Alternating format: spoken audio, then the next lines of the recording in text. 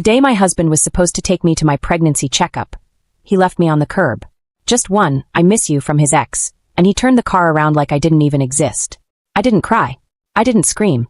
I stood there in the snow and quietly booked an abortion for the next day. Chris, my husband, had promised to be there. I was 3 months pregnant, but halfway to the hospital, Fern called. Her son had a fever. Without even thinking, he told me to get out of the car.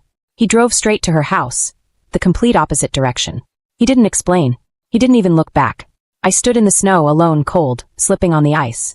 I fell. Pain pierced my stomach like needles. A stranger saw me and rushed me to the hospital. The doctor said the baby was fine. I should have been relieved. But when I tried calling Chris, he didn't pick up. Not once. Voicemail. Busy signal. Nothing. Fern called him, and he answered right away. Just like he used to answer me before we got married. I went home, heart heavy, and collapsed on the bed. Chris came home at 1 a.m., annoyed. "You went to bed already? You didn't even leave the light on for me." I used to wait up for him. Leave the lamp on if I fell asleep. But not tonight. Tonight, I didn't care. He clicked his tongue. "Are you serious right now?" Fern's son had a fever. If I didn't take him to the hospital, he could have had brain damage. Show some compassion. I snapped. "Did you think about me at all? About the fact that I'm pregnant? That you left me in a snowstorm?" He rolled his eyes. "Fern just got back from England. Her husband left her. She doesn't have anyone. I'm the only person she knows. She needs help." I felt the tears sting. "Then divorce me. Go be with her. That's what you want, isn't it?" I remembered the man I married. He used to panic when I had a cold. He'd drop everything for me. Now, I didn't even recognize him. He softened for a moment, stepped closer, wrapped his arms around me. "Come on, baby. Forgive me. Just this once." He kissed my neck, slid his hand under my collar. "I've missed you. It's been a while." I slapped his hand away. "A while? We just did it last month." The doctor said no more sex until after the baby's born. He muttered, annoyed, grabbed his phone. His face lit up. Soft smile. Absorbed in the screen. I called his name. He didn't hear me. While he showered, I took his phone. The password had changed. It used to be my birthday. I tried a few things. Then I typed Fern. It worked. Their messages were all there. Sweet. Constant. Intimate. "Thank you, Chris. I don't know what I would have done without you. If you don't mind, let Tony call you Dad. He really likes it." A notification popped up. A voice message. I played it. "Thank you, Daddy Chris." I laughed. Bitter. Broken. I was carrying his baby, and he was out playing daddy to someone else's son. Chris came out of the shower. Saw me with his phone. His face twisted in rage. He shoved me. I hit the floor, pain flaring in my belly. "What the hell are you doing? Ever heard of privacy?" I pushed myself up. "Privacy? You're letting another woman's kid call you Dad. What does that make our baby?" He scoffed. "It's just a godfather thing. Why make everything a big deal?" I stared at him. He didn't even offer to help me up. His phone rang. I glanced at the screen. "Fernie." He answered immediately. "Chris, Tony's been fussy. He misses his daddy Chris. Can you come read him a bedtime story?" His face lit up. "Ah, he's such a sweet kid. I'll be right there." "Chris," I begged. "Please don't go. I sprained my ankle when you pushed me." He looked at me, eyes cold. "Seriously? I barely touched you. Stop being so dramatic." He fixed his hair in the mirror, grabbed his jacket. "If you walk out that door, we're getting a divorce." He laughed. "Don't be ridiculous. You want our kid to grow up fatherless." He stared at me, saw the determination in my eyes, shook his head. Unbelievable. He picked me up, dropped me on the bed like I was nothing. "There. Just stay in bed and rest." He left. I stared at the door, and made the decision. I took my phone and scheduled the abortion. I hobbled to the freezer, made an ice pack for my ankle, sat in silence, tears running down my face. If he wouldn't care for me, I would care for myself. I didn't sleep, not because I was waiting for him, but because I couldn't. And just like I expected, he didn't come home. At dawn, a message came in. No name, just photos. Chris, shirtless, with Fern's son in his arms, love bites on his neck, reading a storybook. Then a message. "He really is a great dad, isn't he?" I didn't reply. I blocked the number. At noon, I went to the hospital. Alone. And I ended it. My body was weak. My heart, even more. But I had time to think. To breathe. I didn't want to bring a child into a house full of betrayal and cold shoulders. Into a life of yelling, silence, and lies. If this was the world I could offer, then maybe not bringing them into it was the kindest thing I could do. And that day, I chose myself. I refused to keep pretending. Pretending I was happy. Pretending I was loved. Pretending my husband hadn't betrayed me in the worst way. I was done burying my head in the sand, drowning in lies while wearing a smile. So I let go. Let go of Chris. Let go of the pain. Let go of the idea that love meant suffering. From now on, I'd spend every day learning to love myself. When I left the hospital that day, weak, barely able to walk, I saw him, standing under the sun like some cruel joke from the universe. Chris, holding a little boy in one arm and gripping Fern's hand with the other. They looked like a family. Picture perfect. Warm. Complete. I laughed. Bitter. Sharp. It echoed down the steps. What a lovely family, I said, slow claps following my words, voice dripping with cold amusement. Chris's head snapped up. His face went pale. He let go of Fern's hand like it had burned him. Elodie, what are you doing here? I smiled, humorless. Getting an abortion, I said flatly. Then looked at the boy in his arms. Son now, huh? Congratulations. He's all yours. Chris's face drained of color. He set the boy down and stormed over, grabbing my arm tight. You got rid of our baby? Are you out of your mind? His grip hurt, but I didn't flinch. What do you think I'm talking about? I yanked my arm free and slapped him. Hard. We're done, Chris. I want a divorce. He stood frozen, stunned. Silent. Then Fern rushed to him, like he was the victim.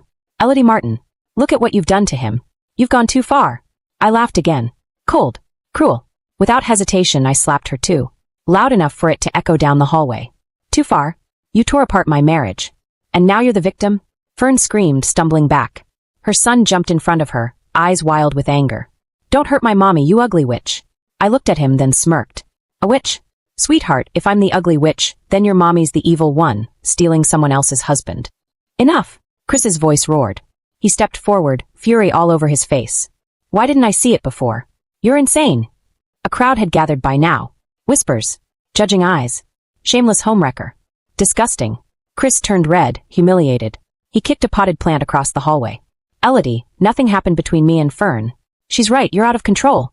I pulled out my phone. Really? I asked. Then what's this? I showed the crowd the photos Fern had sent me. Chris. Shirtless. Love bites on his neck. Holding her kid like he was his own. Take a good look, everyone, I said loudly. This is my husband in her house. At night. Don't tell me those are mosquito bites. The crowd erupted. One woman threw a piece of fruit at him. Rotten cheat. Hope you get struck by lightning. Chris snapped. He turned to Fern. You sent her those photos? Are you crazy? Fern flinched. Guilty. Silent. The very thing she tried to use against me had turned the entire room against them. I didn't waste another second. I yanked off my wedding ring and flung it through the nearest open window. This marriage is over. I'll see you in court on Monday. Chris's voice was low, trembling with rage. You want a divorce that badly? More than anything. I turned and walked away. Didn't even look back. Back home, I called a cleaning service. I told them to get rid of every trace of Chris, his clothes, his shoes, even the damn cologne he loved. I had them take down our wedding photo too. That thing was nothing but a dusty lie. This was my house. Bought with my money before I even met him. I had given up everything when I married him. My job, my dreams, my independence. All for a man who never truly valued me. Never again. Women should never give up their lives for a man. A dog will treat you better. At least dogs stay loyal. When the last of his things were gone, I breathed. The air felt lighter. The house felt mine again. I put on a little makeup, just enough to feel human, and headed out. I was going to buy a golden retriever. Someone who'd love me unconditionally. Halfway there, the hospital called. Chris is causing a disturbance, they said. He's been digging through trash, crying, searching for the ring you threw away. He's upsetting other patients. Oh, I said blankly. He's not my problem anymore. If he's bothering people, call the police. Later that day, I came home with a puppy. But Chris was already there. Standing in the driveway. Surrounded by garbage. Dirty. Muddy. Filthy. He must have gone through every trash bag at the hospital. The moment he saw me, he rushed forward and grabbed my wrist. His nails were black with grime. Why did you throw my stuff out? You had no right. I pulled my hand away and wiped it with a tissue. This is my house. And don't touch me. You disgust me. His face twisted, wounded. You're really divorcing me? I looked him in the eyes. Do you think I'm joking? I stepped around him. He grabbed me again, arms wrapping tight around me from behind, voice cracking. Don't. Please don't leave me, Elodie. I can't lose you. I don't want a divorce. Get off me. And this time he did. Because even he could feel it. I was already gone. My puppy, tiny, loyal, and fierce, sensed my pain before I said a word. He barked furiously, baring his little teeth at Chris. It was almost funny. Almost. I smiled. Cruel. Cold. Isn't this what you wanted? I said. Now you can be with Fern all you want. Be her hero. Be Tony's dad. That's why I got rid of ours. So you could give him all your love. Chris's face went pale. He shook his head, stumbling over his own guilt. No, Elodie. That's not what I wanted. I never meant, it wasn't like that. I never had anything with Fern. I just felt sorry for her. For her kid. Can't you just have a little faith in me? I kicked his luggage aside. Faith! That ran out the moment you left me in the snow. All I want now is for you to disappear from my life. We're done. I'm divorcing you. Get lost. But he didn't leave. He dropped to his knees, clung to my pants like a broken man. If our baby had lived, he whispered, voice thick with regret, I would have loved him more than anything. We can try again. Please. Don't end this. Rage rose inside me. I kicked him away. Hard. Who in their right mind would have another child with you? You disgust me. This divorce is happening whether you like it or not. Chris didn't move. Just sat there. Numb. Then he pulled something from his pocket. A dirt-smeared wedding ring. Elodie, he whispered, holding it up like an offering. I found it. I found the ring you threw away. Just give me one more chance. My lips twisted into a bitter smile. Oh sure. And when Fern calls again, you'll disappear like always, right? No. I swear, you'll come first. From now on. And if I break that promise, may I die a miserable death. Only now, when I was truly done, did he start begging.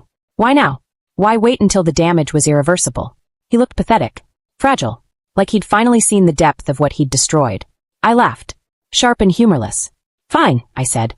Let's make a deal. Go 1 month without seeing or contacting Fern, and we won't divorce. But if you fail, if you slip up even once, I will leave you with nothing. Chris, cocky as ever, agreed without hesitation. But I knew him. I knew Fern's birthday was in 3 weeks. I knew he'd fail. And as the days passed, I watched. Chris stayed close. Overly attentive. He let Fern's calls go unanswered. Even showed me the notifications. But her persistence didn't waver. She texted nonstop. Why are you ignoring me? Don't you care about Tony? He misses his dad. When he read Tony's name, I saw something flicker in his eyes. But it was gone in seconds, replaced with irritation. See, honey, he said. She's the one chasing me. I told you. I didn't respond. Just poured dog food into Bear's bowl. Pretending not to hear. The day before her birthday, he called. Work emergency. I'll be late. I smiled into the phone. Of course. Take your time. Then I tracked him. He left the office right on time. Didn't even pretend to stay late. He hailed a cab. And I followed. To a seedy love hotel. Fern was already there, waiting at the entrance. Dressed tight, lips pouting, skin practically on display. Chris took off his jacket, tried to cover her shoulders like some gentleman. She slapped it away. Oh, so now I get to celebrate my birthday early, she hissed. What kind of lousy excuse is that? Chris laughed, charming as ever. Elodie knows when your birthday is. I couldn't risk it. She had a hospital appointment today, so I knew she'd be busy. I came as soon as I could. A hospital appointment? That was the lie I'd fed him. And he walked right into it. Fern stormed into the hotel. Chris followed like a loyal dog. But what I didn't expect was that Fern wasn't just stringing along my husband. She had others. As I turned to leave, my phone rang. It was Claire, the woman from the hospital, the one who saw everything that day. She'd followed me out, said she admired how I stood my ground. She'd been cheated on too, but never found the courage to fight back. Until now. We met at a cafe. She slid a photo across the table. Fern, kissing another man in a parked car. Passionate. Intimate. That's my uncle, Claire said. Joe Hoover. I had a hunch he was cheating on my aunt. And now I know who with. She looked at me, disgust written all over her face. She's the same woman your husband's been screwing. And guess what? Fern's been married before. Overseas. I raised a brow. And she cheated on him too. That's why they divorced. Of course she did. Fern was never after love. She was after attention. Obsession. Power. And Chris? Just another fool who thought he was special. But now, I had everything I needed. Proof. Witnesses. The final nail in the coffin. And soon, Chris would find out what it feels like to be the one left behind. She's a serial homewrecker. Claire said it plainly, handing me the rest of the photos she'd collected. Faces, kisses, motel rooms, clear as day. Fern had a pattern, and Chris was just another name in a long list. My father was livid. Jaw clenched, eyes blazing. Divorce him. Fast. He deserves to rot. I know the best divorce attorney in the city. That scumbag won't get a dime from you. And he better not show his face here, my mom added. Men like him should be struck by lightning. That woman ruined your marriage, but that poor child, he didn't deserve any of it. Their support became my foundation. And with them beside me, divorcing Chris wasn't hard. I received the divorce certificate 1 week later. I was officially free. A month passed. Fern's son survived, but he didn't come out unscathed. Paralyzed from the waist down. Fern snapped. Rumors spread like wildfire. She was seen wandering the streets with a knife, vowing revenge on Chris. I barely paid attention. My work was demanding. I had just signed a huge international contract and had to travel overseas. But when I came back, Chris was dead. Murdered. Brutally. By Fern. Authorities said she'd lost control. Snapped entirely. The scene was gruesome. They were certain she'd face the death penalty. As for Tony, he wasn't left behind. His biological father, the British man Fern had once married, flew in and took him home, far away from the wreckage of 2 ruined adults. At least one innocent soul would be saved. After weeks of grinding work, today finally felt like peace. I took Bear, my golden retriever, for a walk. The sun bathed the world in gold. The sky stretched forever. Bear trotted happily beside me, pausing to sniff the flowers. And for the first time in what felt like years, I breathed. The weight was gone.